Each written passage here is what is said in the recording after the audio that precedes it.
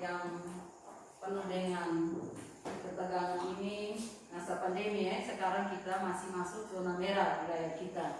Jadi Ibu harap kita semua harus mentaati protokol kesehatan dengan menjaga jarak, mencuci tangan sesering mungkin, dan selalu menggunakan masker saat ke sekolah maupun kemana-mana. Baik, sebelum kita mulai dengan kegiatan kita, sebagai umat beriman, kita harus dan patut memanjatkan puji dan syukur kepada Tuhan Yang Maha Kuasa.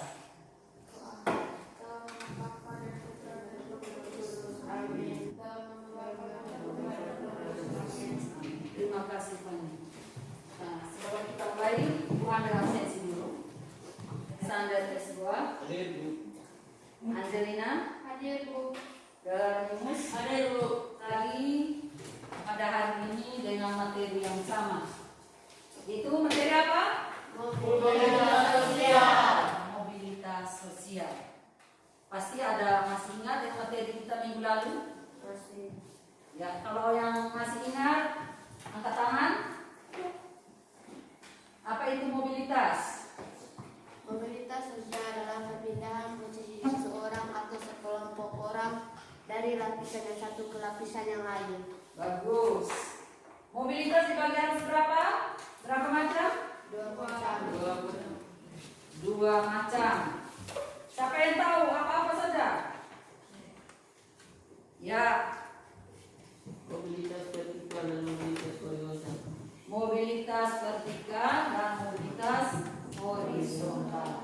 Jadi materi minggu lalu itu tentang bentuk-bentuk mobilitas. Jadi bentuk-bentuk mobilitas dengan faktor pendorong mobilitas ya. Jadi mobilitas itu dibagi atas dua bentuk, dua macam, yaitu vertikal dan horizontal. Sedangkan faktor mobilitas ada dua, yaitu faktor pendorong dan faktor penghambat mobilitas. Oke, baik. Itu materi kita minggu lalu. Materi kita untuk pertemuan kita kali ini tentang saluran mobilitas sosial. Jadi perhatikan sama-sama yang ada di layar monitor, saluran mobilitas sosial. Sebelum kita lanjut ke materi lebih jauh, sebaiknya kita mengenal dulu kompetensi dasar dari materi. Tujuan mobilitas sosial dan materi, subpokok materinya saluran mobilitas sosial itu. Jadi melalui kegiatan pembelajaran model discovery learning serta metode diskusi metode diskusi kelompok peserta didik dapat mengetahui dua tujuan dari saluran mobilitas sosial. Satu orang bacain. Tujuan yang pertama itu tentang apa?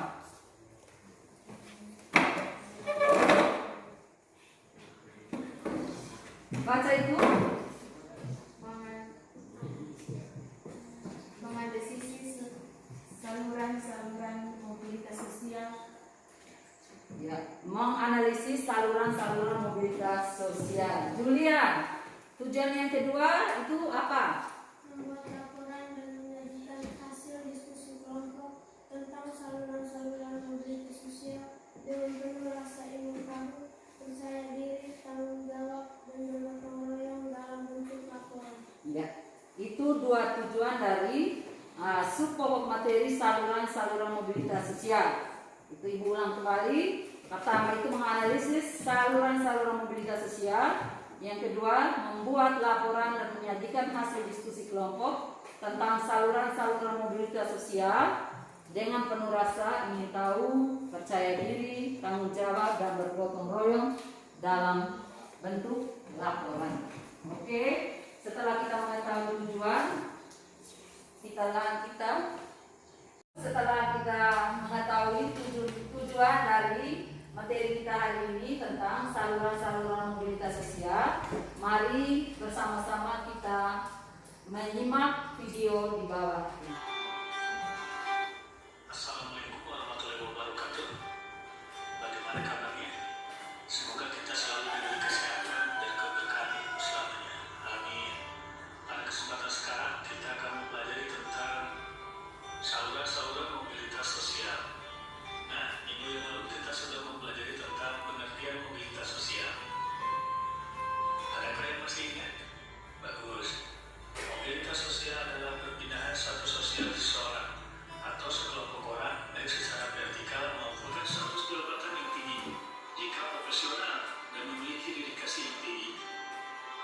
yang tertarik untuk menjadi anggota DPR?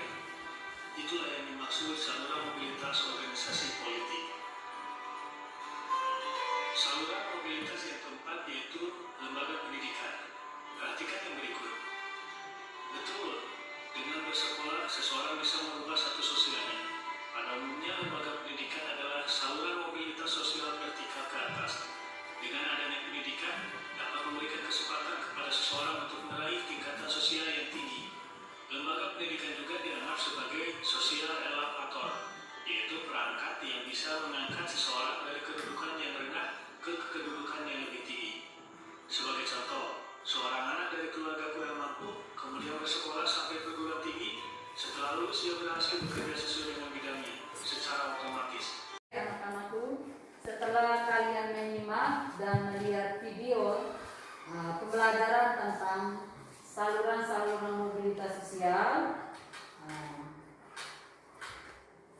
setelah kita perhatikan bersama tentang mobilitas sosial, ada berapa saluran mobilitas sosial? Kalau kalian menyimak video tadi, ada 8. Dari 8 saluran mobilitas sosial itu apa saja? Satu-satu ya. Pertama apa? Saluran apa? Ya, Pedro. Saluran bersenjata. Saluran bersenjata. Yang kedua? Organisasi keagamaan. Organisasi keagamaan. Yang ketiga, Fani? Organisasi politik. Organisasi politik. Yang keempat? Ya, Julian? Organisasi ekonomi. Organisasi ekonomi. Yang kelima? Anda? Organisasi keahlian. Organisasi keahlian. Yang keenam? Ya, Organisasi keagamaan. organisasi keagamaan. Ada lagi yang lain? Yang ketujuh? Organisasi pendidikan. Organisasi pendidikan. Yang kedelapan? Perkawinan. Ya, oke, perkawinan. Jadi ada 8 saluran mobilitas sosial. Yang pertama, angkatan bersenjata. Jadi angkatan bersenjata ini adalah saluran mobilitas yang membawa yang bersenjata ya. Jadi yang pertama itu contohnya seperti TNI dan Polri. Setelah kita melihat video dan sudah dijelaskan tadi, sekarang kita akan kalian akan berdiskusi. Ibu akan membagikan LKPD untuk diskusi. Diskusikan kelompok yang sudah dibagi ini.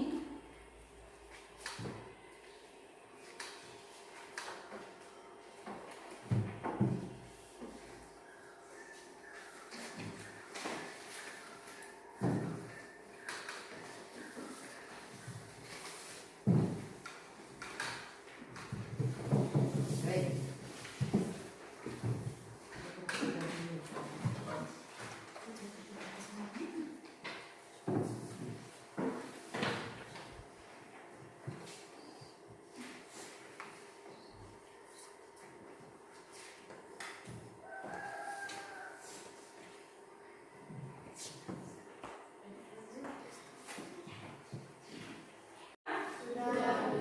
Kalau sudah selesai, sekarang laporkan hasil diskusi. Masing-masing ketua kelompok melaporkan hasil diskusi. Silakan. Nomor 1 ya. Baik, terima kasih atas kesempatan yang diberikan kepada saya. Saya mewakili dari kelompok 1 akan melaporkan hasil diskusi kami. A. Lembaga pendidikan. Pendidikan merupakan saluran bagi mobilitas vertikal yang sering digunakan karena melalui pendidikan orang dapat mengubah statusnya. Contohnya, seorang anak petani yang sekian laporan dari kelompok kami. Terima kasih. Kita beri hapus dulu untuk kelompok 1 yang waktu ada. Yang kedua, soal yang kedua. Terima kasih atas waktu dan kesempatan yang diberikan kepada saya. Saya perwakilan dari kelompok 3 akan melakukan hasil diskusi kami. organisasi politik. Organisasi politik banyak ditemukan oleh orang-orang untuk meniti karirnya seperti dipilih menjadi Presiden Republik Indonesia. Demikian hasil laporan kelompok kami. Oke, terima kasih Fani yang mewakili kelompok 2. Kita beri aplaus dulu untuk Fani. Yang berikut kelompok 3.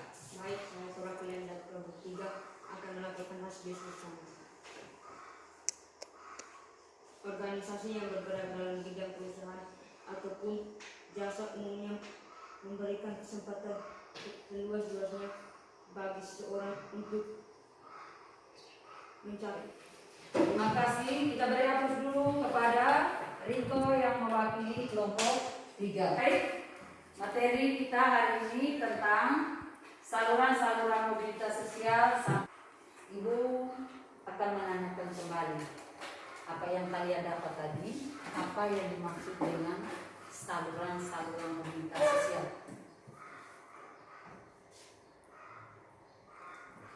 Ya, Fani. Saluran mobilitas sosial adalah tempat atau lembaga yang dijadikan seseorang atau kelompok orang untuk melakukan perubahan sosial.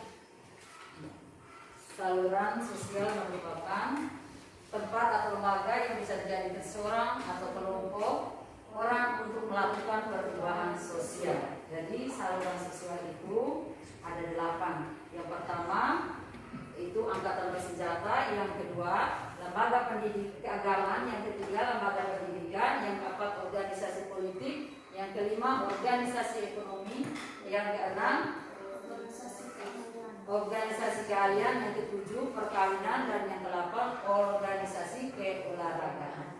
Itu merupakan saluran-saluran mobilitas sosial. Materi kita hari ini Ibu akhiri di sini saja. Nanti kita ketemu pada minggu depan dengan materi dampak-dampak mobilitas sosial. Ibu akhiri sampai di sini. Untuk mengakhiri kegiatan kita hari ini, kita akhiri dengan doa. Dan kita harus patut bersyukur kepada Yang Maha Kuasa karena kita sudah melalui kegiatan kita hari ini dengan lancar. Fani kembali memimpin doa. Menghormati Tuhan bersikap untuk berdoa. Dalam nama Bapa dan Putra dan Roh Kudus. Amin. Dalam nama Bapa dan Putra dan Roh Kudus. Amin. Oke, selamat siang, sampai jumpa kembali.